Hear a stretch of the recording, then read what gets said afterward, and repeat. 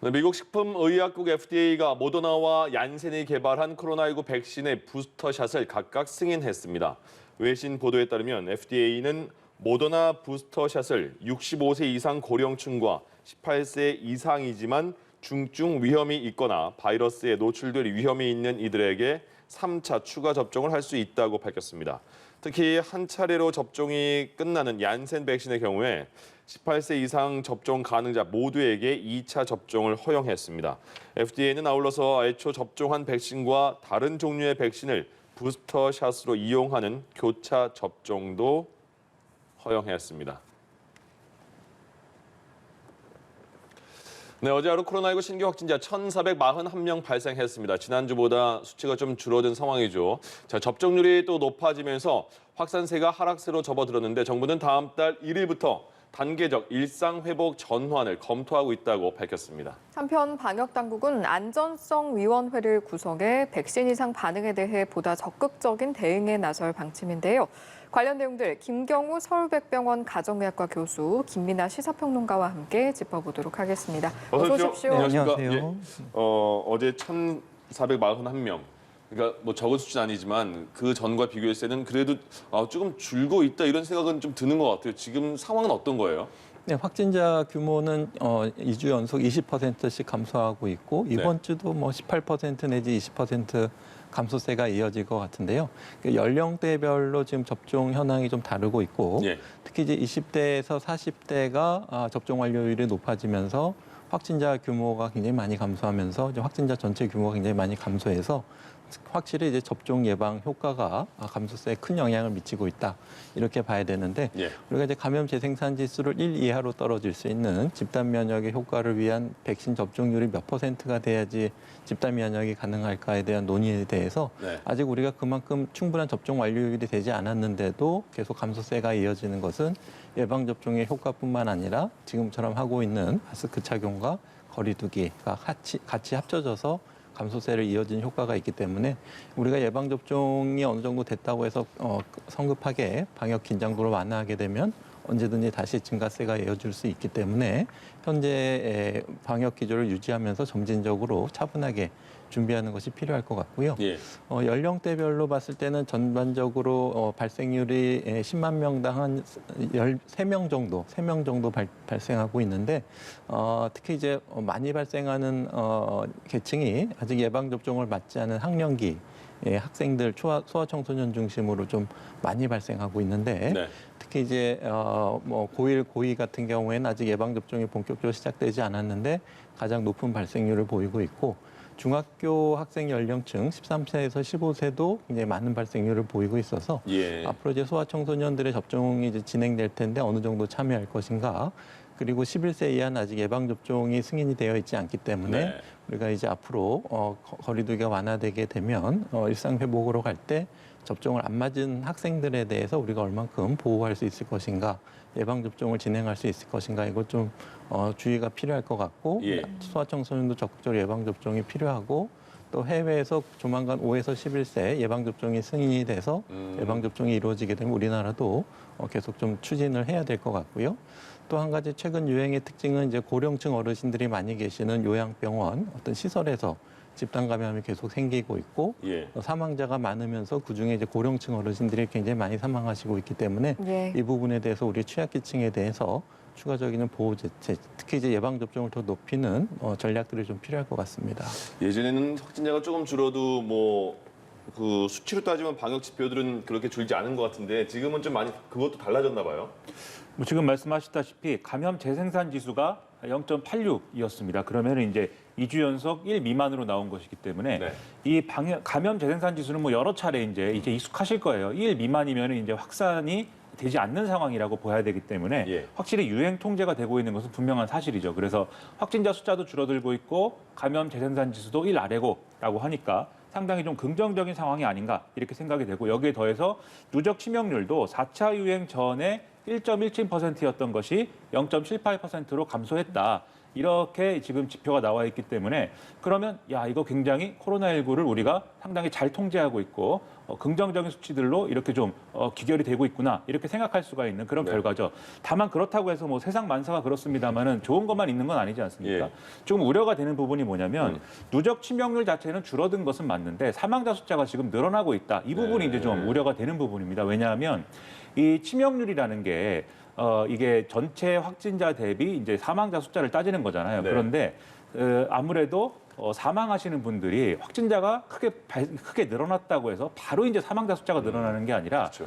이 좀 투병을 하시다가 이제 좀 이후에 사망을 하시는 분들이 이제 대다수죠. 중증 환자로 넘어갔다가 사망으로 넘어가는 확률이 대다수인 건데 그런데 앞서도 이제 우리가 쭉 봤듯이 4차 유행 상황에서 확진자 수가 굉장히 크게 늘어난 상황이지 않습니까?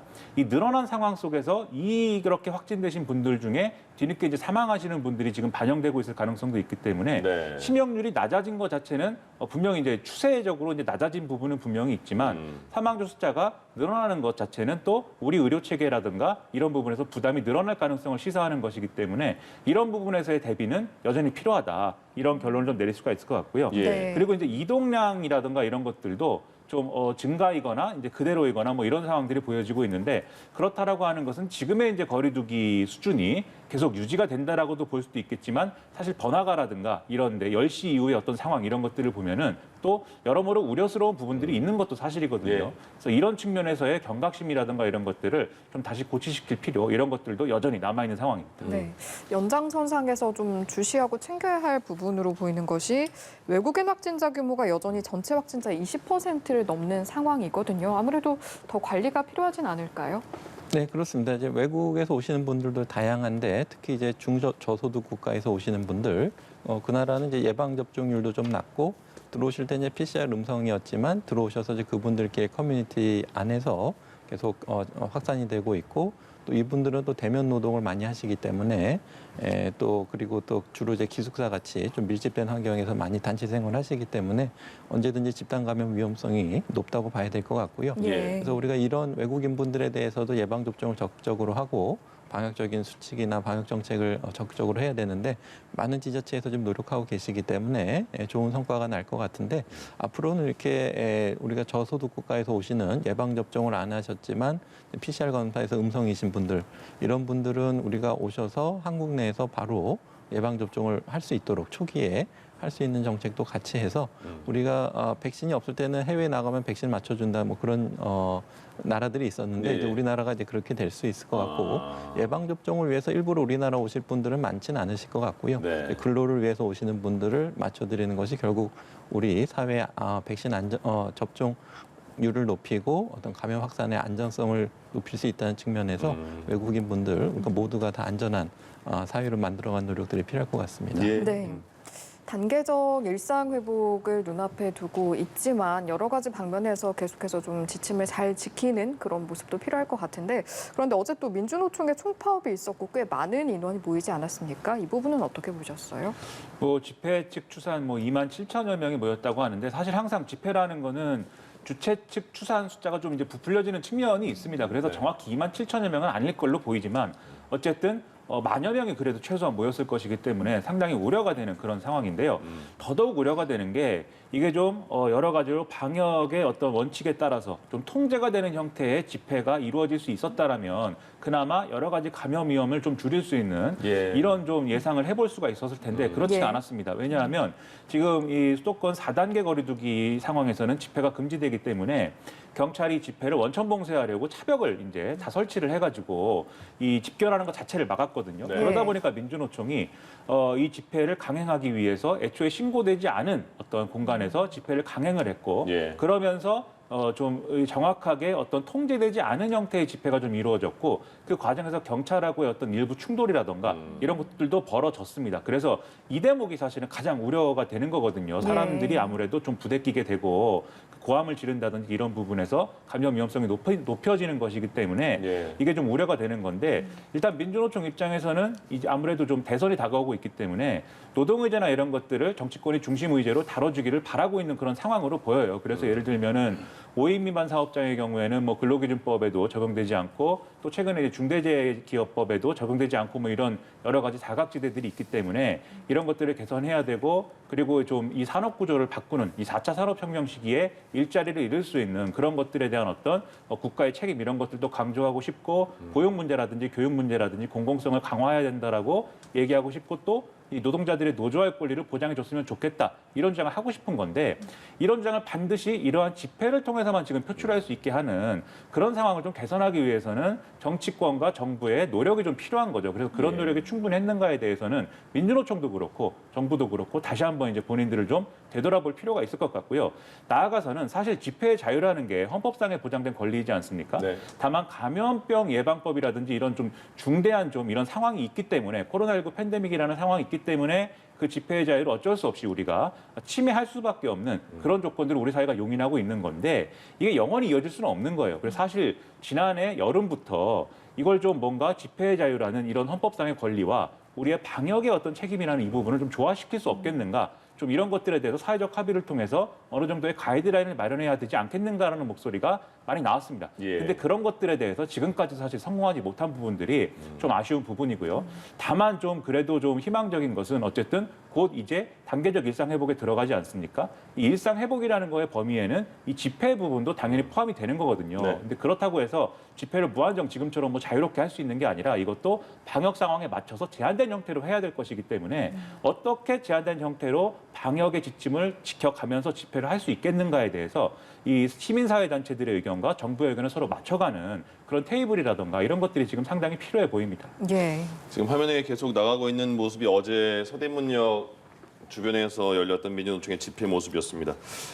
접종률 보니까요. 지금 1차 접종하신 분들 79%고 2차까지 완료된 분 얀센은 1차는 끝나고요. 67.4%가 완료가 됐습니다.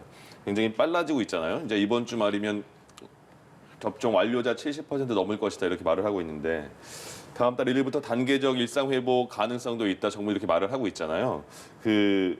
지금 이 시점에서 지금의 접종률, 지금의 확진자 모든 걸 봤을 때 다음 달 1일부터 단계적 일상 회복 시작하는 거 괜찮은 시기일까요?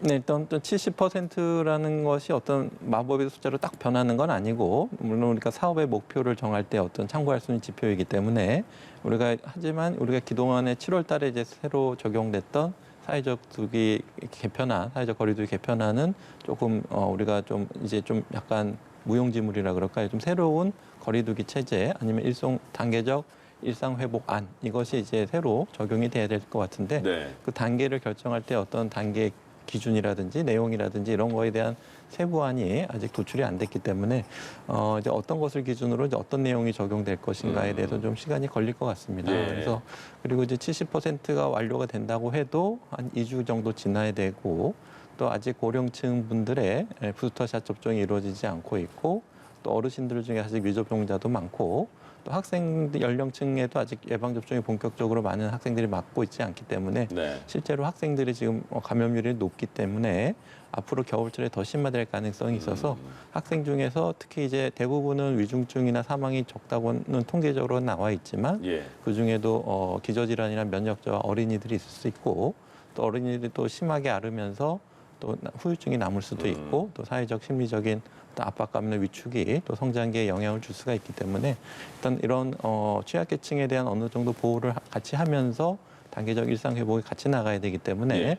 우리가 바로 이렇게 급격한 일상 회복 단계가 적용되기는 어려울 것 같고 다만 이제 새로운 어떤 일상 회복안이 나오게 되면은 초기 단계 정도는 한번 적용해 볼 수가 있겠는데 지금과는 그렇게 많이 크게 변화된 어떤 새로운 지침이 적용될 것 같지는 않고 예. 현재 우리가 하고 있는 어떤 사적 모임이나 다중이용시설의 제한 이런 것들이 일부 완화는 계속 점진적으로 시도될 것으로는 좀 예상이 됩니다. 저희가 이제 접종률 높아지면서 좀 완화시킨 나라들하고 비교를 하잖아요. 영국이나 프랑스 같은 경우 비교를 많이 하는데 접종률이 높아지면서 이제 거기서도 이제 단계적 뭐 일상 회복 상황이 됐으니까 그러면 확진자가 그만큼 확 늘어난다고 하네요. 근데요. 우리나라 같은 경우에 만약에 그렇게 좀 방역을 푼다면 어느 정도까지 늘어날 걸 예상하고 푸는 건지 어느 정도까지 늘어나는 걸 또 수용을 할 수 있는지요. 어느 정도 수준이에요? 두 가지가 있을 것 같습니다. 한 가지 이제 의료 대응 체계로 얼만큼 우리가 대응이 가능한가. 그리고 대응은 가능하다고 하더라도 생기는 사망자에 대해서 우리가 사회적으로 어느 정도 받아들일 수 있을 것인가에 대한 어떤 정도 합의 이런 것들이 좀 필요할 것 같은데요.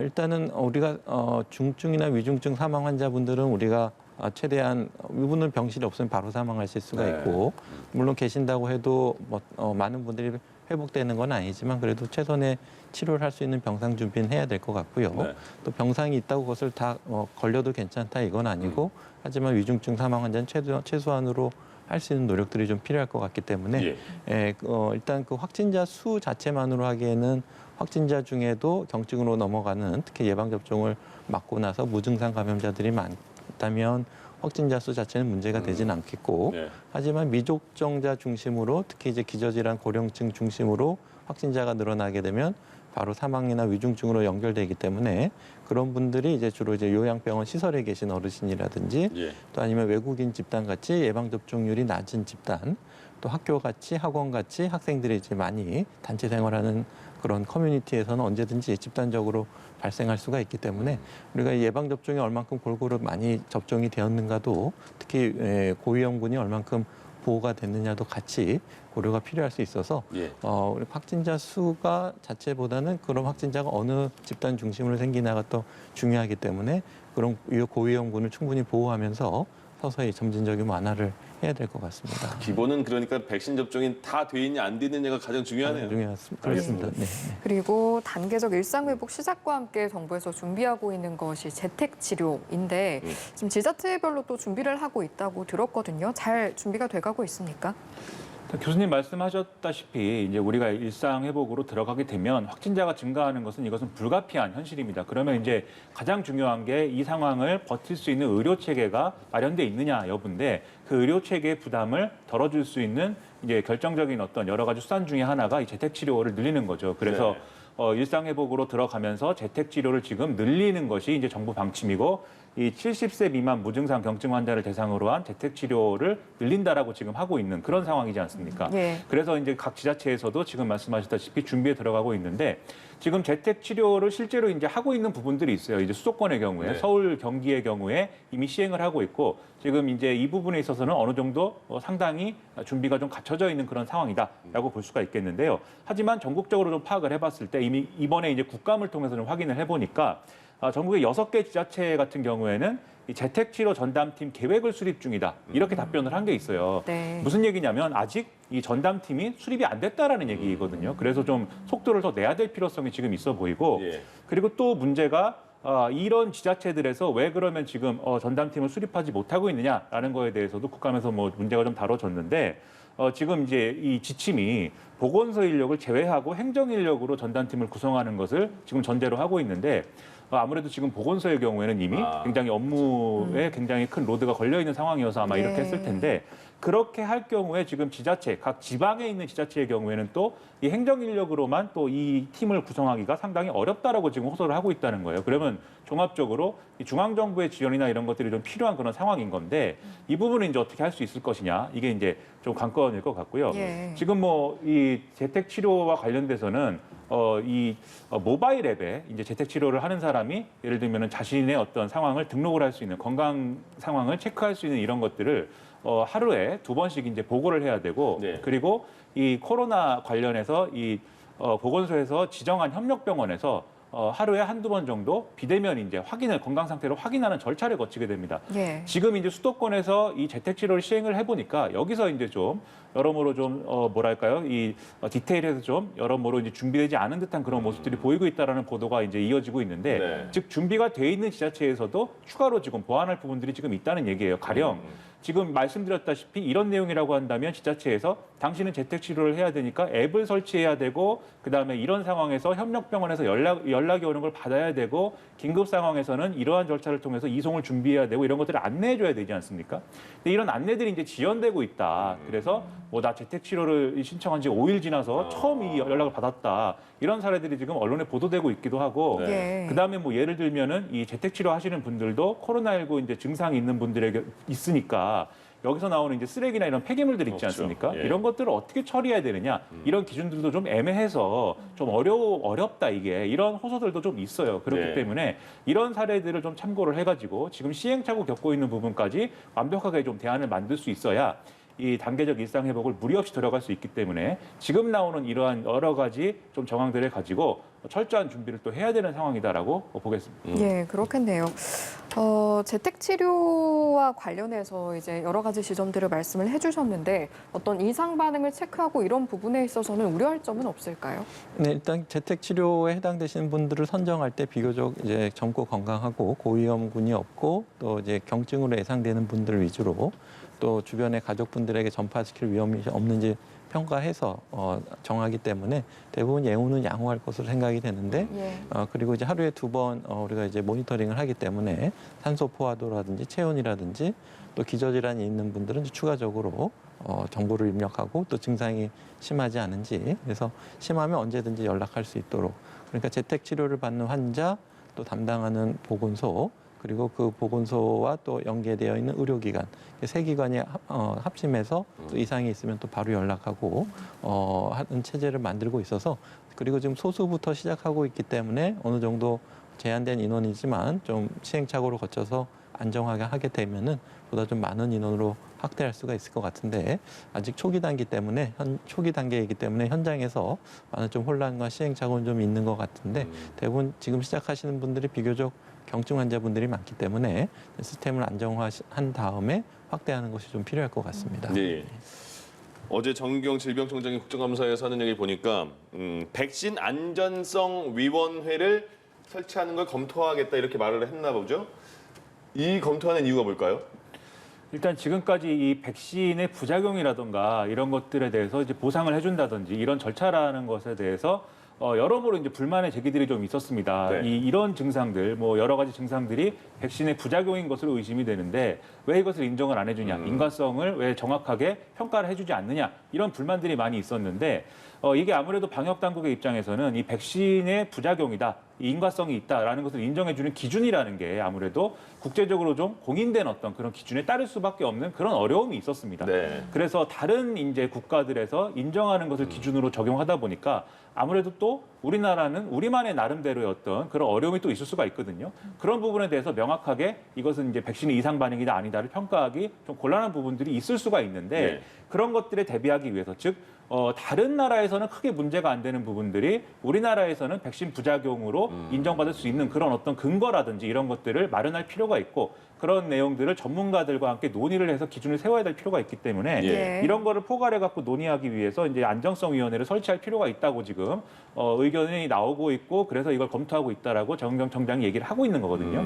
이렇게 보면은 지금까지 이제 백신 부작용으로 어떤 인정받지 못했던 즉 인과성이 확인되지 않은 그런 부분들도 이 안정성위원회의 논의를 거치면 이제 인정받을 수 있는 어떤 길이 열릴 수 있다. 그래서 이런 좀 백신 부작용을 인정하는 범위가 넓어질 수 있다라는 기대를 좀 가질 수 있는 그런 대목이 있는데 그렇게 되면은 지금까지 인정을 못 받은 분들이 그럼 소급 적용이 되는 거냐에 대한 의문은 좀 있을 수가 있어요. 네. 일단은 소급 적용을 하는 걸 전제로 일단 논의를 해야 되겠죠. 그렇겠죠. 근데 그 기준은 또 어디서부터 어디까지냐 등등에 대해서 디테일한 논의가 많이 아직은 좀 필요한 상황일 것 같아서 예. 이후 논의를 좀 지켜볼 필요가 있어 보입니다.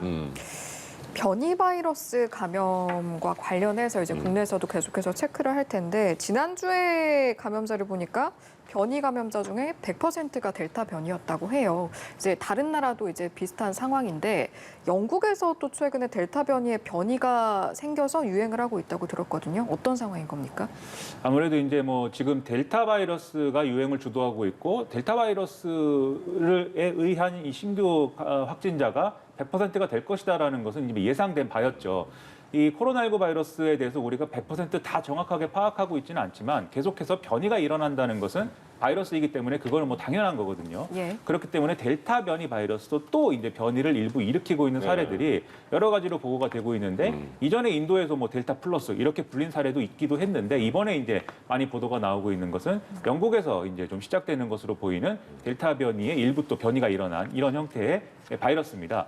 근데 이 바이러스의 경우에는 이제 영국에서 지금 확진자가 앞서도 좀 말씀드렸듯이 좀 일상 회복의 단계에 들어간 상태임에도 들어간 상황이기 때문에 좀 이 확진자가 늘어나는 상황도 있지만 그거를 좀 고려하더라도 너무 빠르게 늘어나는 거 아니냐 이런 우려가 지금 영국 사회에서는 제기가 되고 있거든요. 네. 그런데 이런 확진자가 늘어나는 것의 배경에 이런 델타 바이러스가 또 변이를 일으킨 이 영향이 있는 거 아니냐라는 점에서 지금 이제 영국 정부는 상당히 좀 고심을 하고 있는 그런 상황이고요. 예. 영국뿐만이 아니라 이스라엘에서도 좀 이러한 이제 형태의 변이된 델타 바이러스가 일부 확인이 돼서 이게 상당히 좀 문제가 되고 있습니다. 그래서 영국의 경우에는 이 정부가 상당히 고심을 하고 있지만 대응 자체는 좀 소극적인데 이스라엘의 경우에는 좀 더 적극적으로 지금 대응을 하기 위해서 회의를 소집하고 막 이런 상황들이에요. 네. 그러다 보니까 이런 뉴스가 이제 여러모로 나오다 보니까 우리의 경각심이나 이런 것들도 상당히 올라가 있는 상황인데 다만 추가로 연구가 좀 필요해 보이는 부분이 분명히 있습니다. 왜냐하면 지금 영국에서 빠르게 전파가 됐고 이게 확진자를 늘리는데 기여한 것으로 보인다라고 말씀드렸지만